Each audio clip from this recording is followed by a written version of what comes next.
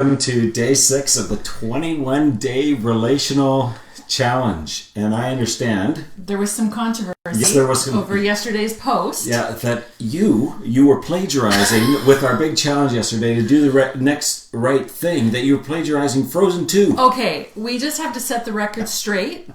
Frozen 2 did not come up with this saying. They were plagiarizing either Mother Teresa, Martin Luther King, Elizabeth Elliot. I don't know. Oprah could have said it. I don't know who said it, but it was not Frozen 2. So, okay, there you have it.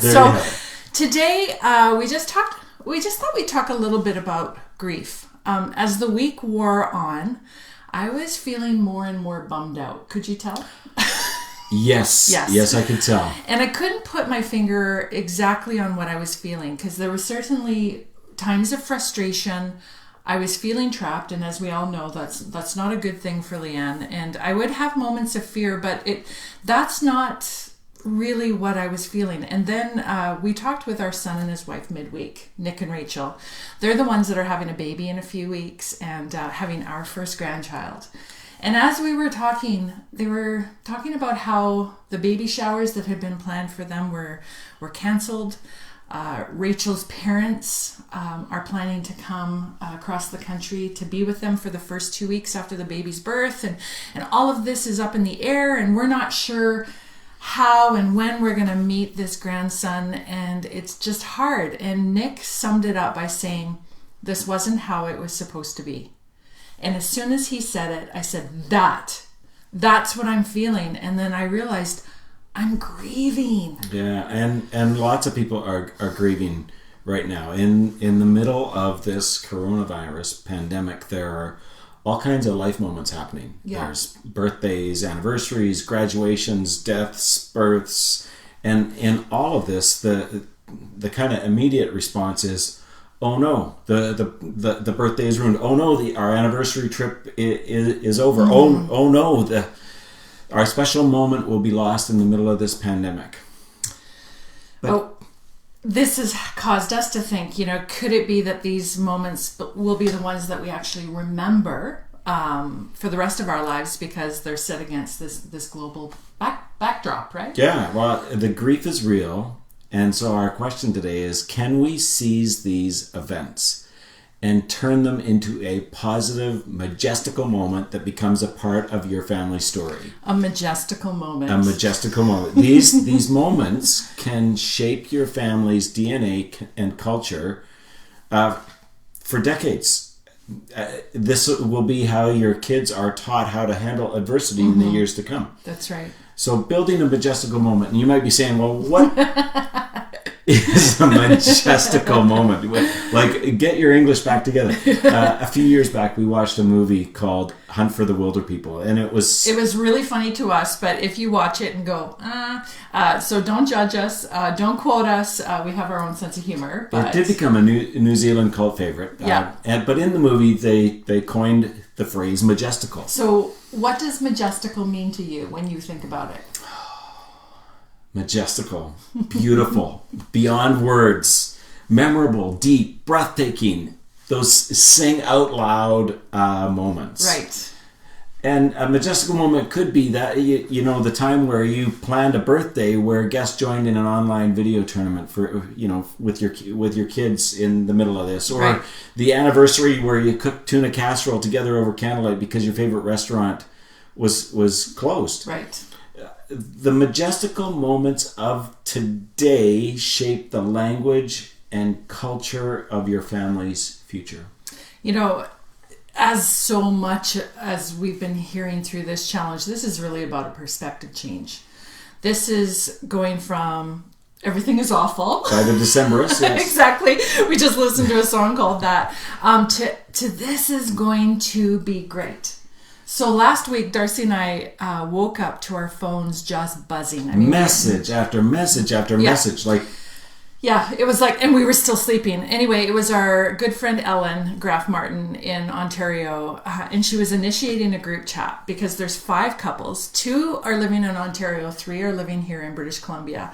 And we've been friends for years. And whenever we kind of get together, we will have appy nights. Yes. And this has just been a tradition that we've had. And so Ellen decided to call all of us together to have a virtual appy night. We were all game. Yeah, and everyone was like just binging and saying, yes, I'll be a part. Yeah, so Jazz said he'd bring the rockamole. And also known as guacamole. Thanks, Jazz. Dan promised to bring ribs. Paul would make the coffee. After all, he is the coffee master. Eileen was going to bake butter tarts. Practical John and Donna would bring appy leftovers from the party they had previously been to. And we decided that we were going to bring barbecue Angus burgers. And so we met last Wednesday over Zoom.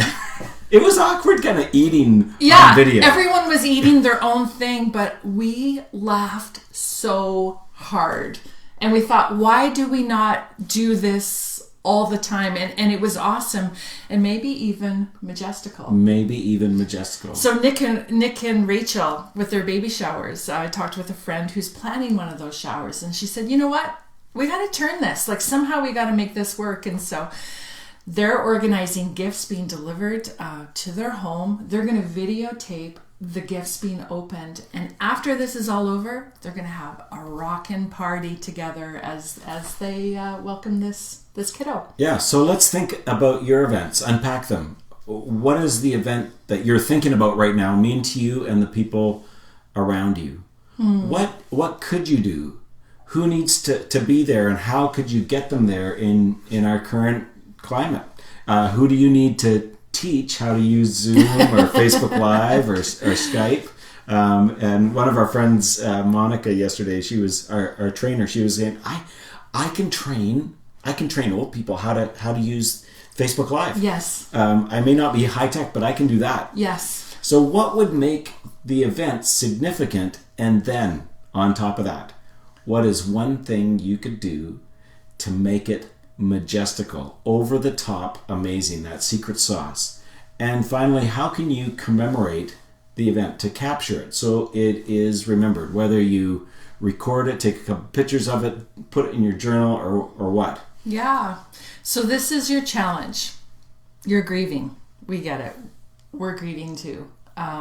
So this isn't about just forgetting the grief. This is where we are. And this is the impact of what the virus is having on all of our lives. But what is it you can do? Can you build an event with your spouse, with your family, with your friends? Can you do something and take it to a majestical level? I mean, use the resources that you have. And, I talked to you about your resourcefulness and how much I appreciate that this is where you live every day. So maybe this is why you're so passionate about it. It's like, come on! Like I'm so excited about I really feel like if we are intentional with some of these moments, they'll be the things that really do shape us in the years to come. Like, people will always remember that birthday where they were stuck. People will always remember that. Well, when you're talking about that, I'm thinking right now of my birthday. I think I was turning 27 years old, and we were living in northern BC. Yeah. And there was a snowstorm, and our little car without their snow tires couldn't get through anyway. Yeah, and Leanne, as you know, likes to get out, and she's like, I want to go out on my birthday, and I'm like, I don't know what to do, and I'm like, my friend Anthony Haig has a car with chains. Anthony, do you want to do a progressive dinner with Leanne and I for Leanne's birthday? And so Anthony's like, sure. He was single at the time. He didn't have a lot going on. So he came over and he chauffeured us around. It was a little awkward to be on a romantic dinner date. We literally went from restaurant to restaurant. That was all. It was all empty because no one was out except for us. Except for us. And the three of us enjoyed our. And no, okay. So listen to us. We remember the feeling. We remember the fun of it, and it's part of who we've become. And that was going from this place of constraint to what could we do. Wow. So that's your challenge. Build a majestical moment. Feel the grief, but build a majestical moment. So, announcement. Our Day 7 challenge, it's going to launch early. Yeah. 4 p.m. Pacific today as tomorrow is our Sabbath. Yeah. And we're actually going to be talking about Sabbath as well. So how do you Sabbath or how do you rest when every day is a Sunday? It feels like every day is a Saturday or Sunday, but we're going to do that this afternoon so that tomorrow we can have a good full 24 hours of rest. So anyway, we'll see you then. You can do this. Make a majestical moment. Together you can do this.